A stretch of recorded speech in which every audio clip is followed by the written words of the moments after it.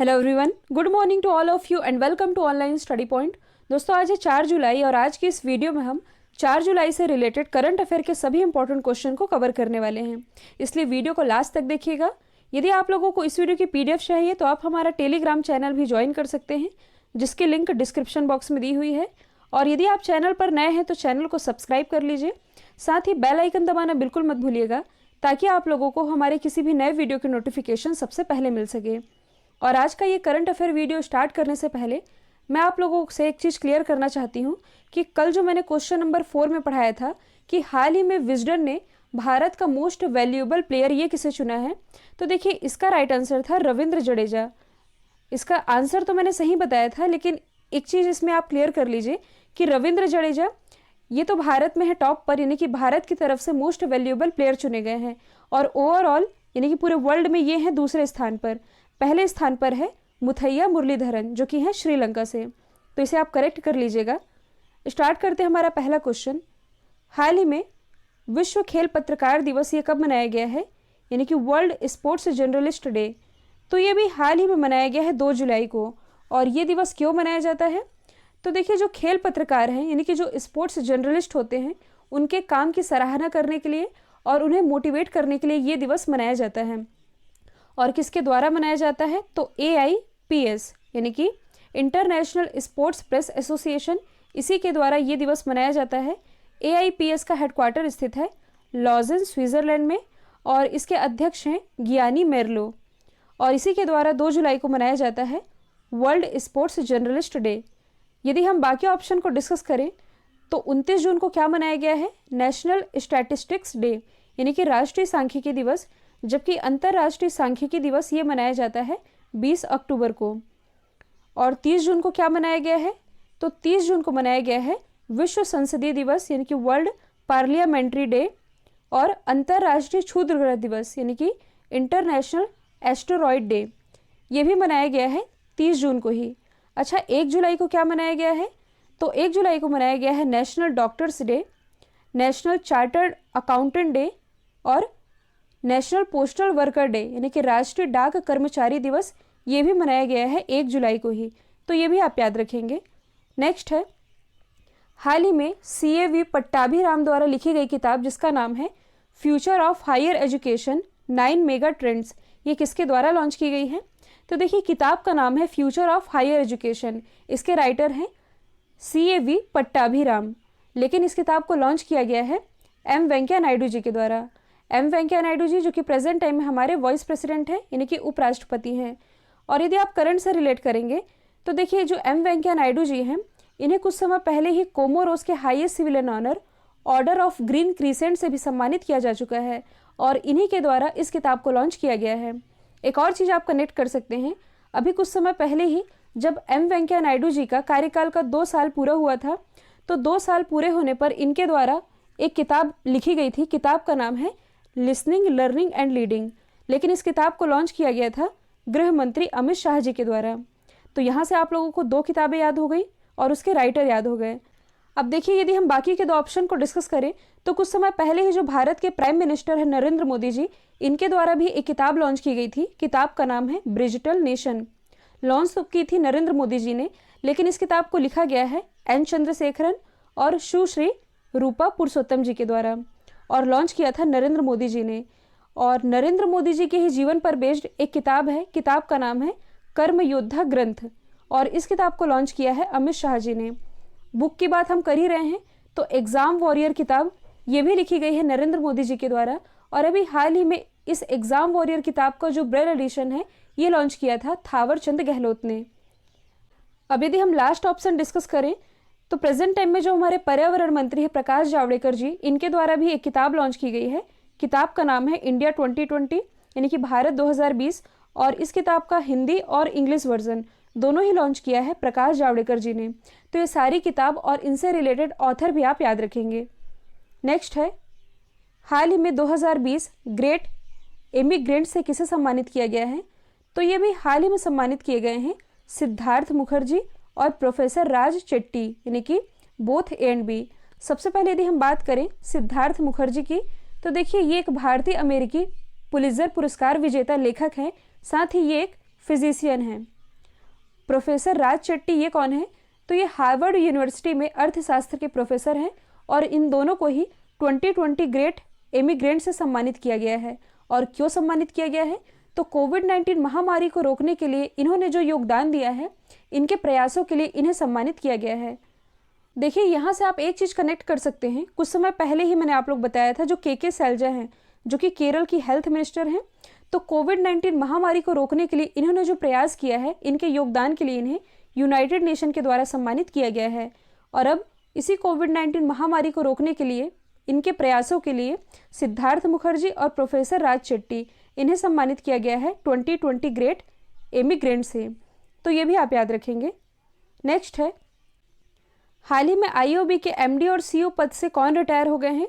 तो देखिए, आईओबी के जो एमडी और सीईओ थे कर्णम सेकर, ये अब रिटायर हो चुके हैं। और अभी हाल ही में यानी कि 30 जून 2020 को इनका कार्यकाल पूरा हो गया है और अब ये रिटायर हो चुके हैं।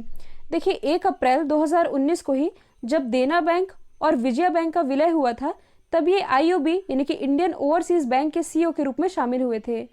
और अब इनका कार्यकाल पूरा हो चुका है और अब ये रिटायर हो चुके हैं।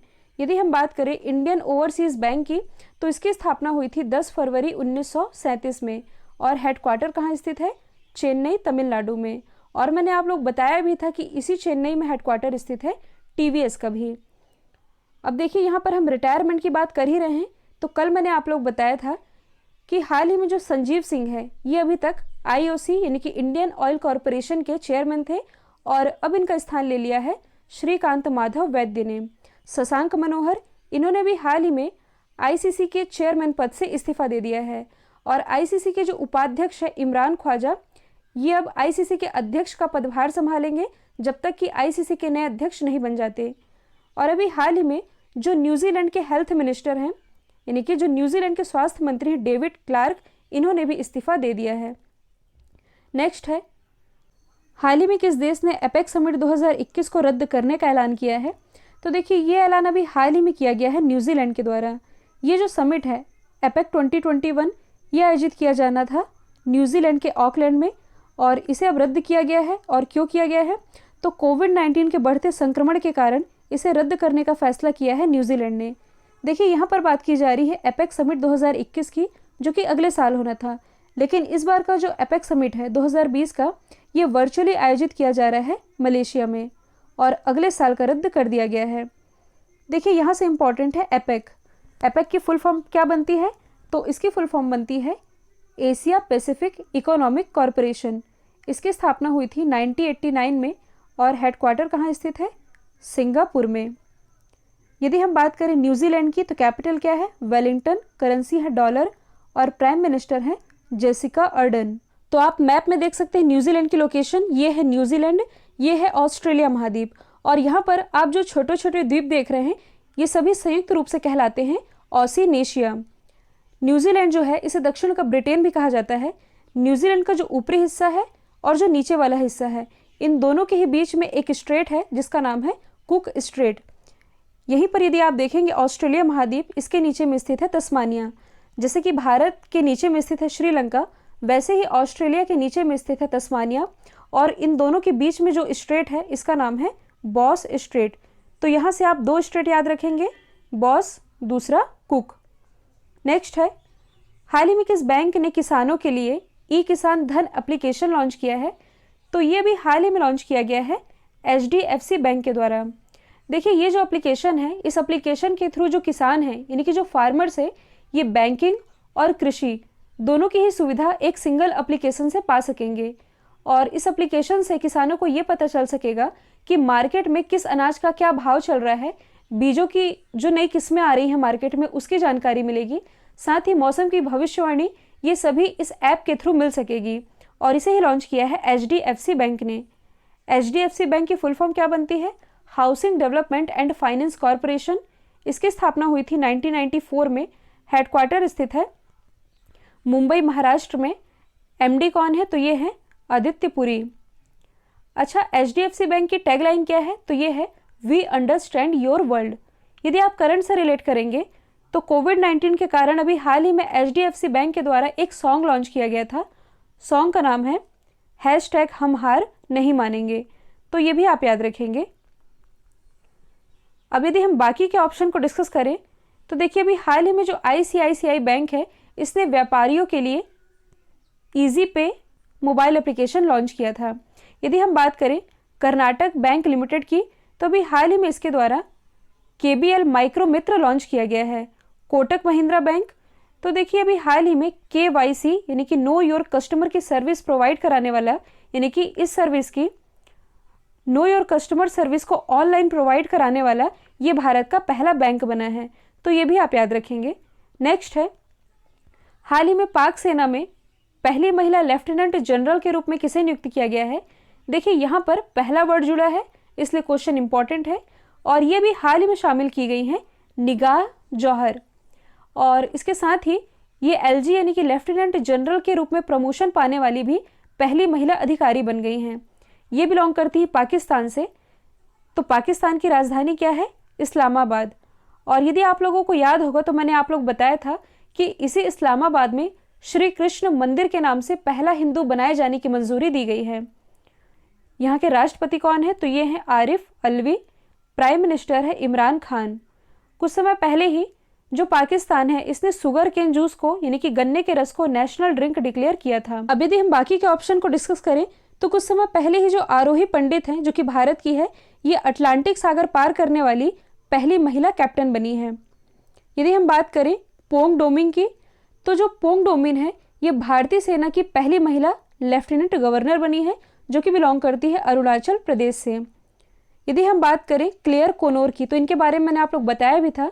देखिए MCC के 233 साल के इतिहास में अध्यक्ष बनने वाली ये पहली महिला बनी है, क्लेयर कोनोर। तो इनका नाम भी आप याद रखेंगे। नेक्स्ट है हाल ही में किस राज्य ने विदेशी और अन्य राज्यों से लौटने वाले पेशेवरों के लिए ड्रीम केरला प्रोजेक्ट लॉन्च किया है। तो जैसा कि नाम से ही स्पष्ट हो रहा है इसे लॉन्च किया गया है केरल गवर्नमेंट के द्वारा।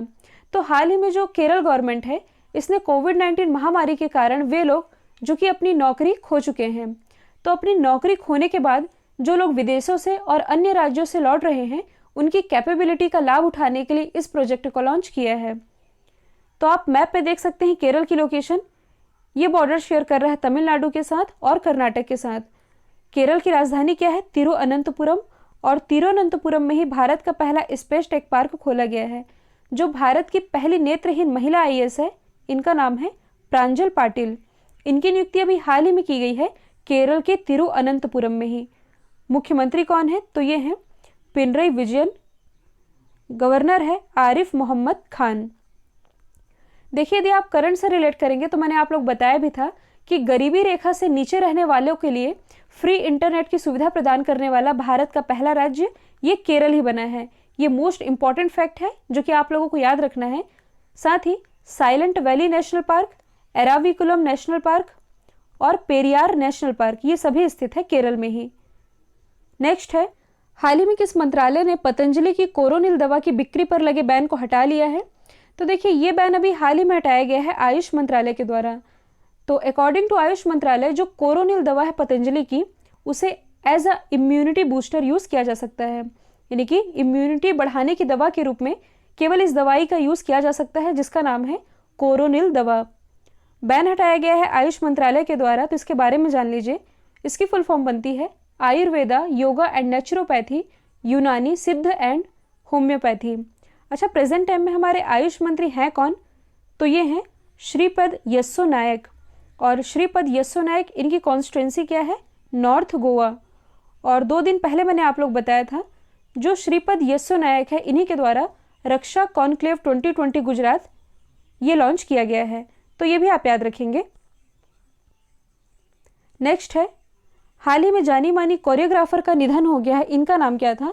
तो देखिए ये न्यूज़ आप लोगों ने पढ़ी ली होगी। इनका नाम था सरोज खान। ये जानी मानी कोरियोग्राफर थी, इनका अभी हाल ही में निधन हो चुका है। जो सरोज खान थी इनका असली नाम था निर्मला नागपाल और इनका 40 साल लंबा करियर रहा है। और इस 40 साल लंबे करियर के दौरान इन्होंने 2000 से भी ज़्यादा गानों में अपनी कोरियोग्राफी दी है और इन्हें कई फिल्म फेयर अवार्ड भी मिल चुके हैं, जिनका भी हाल ही में कार्डियक अरेस्ट के कारण निधन हो चुका है। यदि हम बात करें पूर्णिमा जनन की, तो ये पूर्व भारतीय निशानेबाज थी जिनका भी हाल ही में निधन हुआ। गीता नागभूषण, तो ये प्रसिद्ध कन्नड़ लेखिका थी। और विद्याबेन शाह के बारे में मैंने आप लोग बताया था, इन्हें पद्मश्री से भी सम्मानित किया जा चुका है और ये पद्मश्री से सम्मानित जानी मानी सामाजिक कार्यकर्ता थी, तो ये भी आप याद रखेंगे। कल मैंने आप लोगों से पूछा था हाल ही में किस राज्य के वन विभाग ने भारत का पहला लाइकेन पार्क डेवलप किया है, तो राइट आंसर था उत्तराखंड। अब आप लोगों के लिए आज का सवाल है, हाल ही में आयरलैंड के नए प्राइम मिनिस्टर कौन बने हैं, तो इसका आंसर कमेंट बॉक्स में दीजिएगा। और यदि ये वीडियो आप लोगों को अच्छा लगा है तो इसे शेयर ज़रूर करिएगा और अपना फीडबैक भी ज़रूर बताइएगा। तो आज के लिए इतना ही। Thank you so much.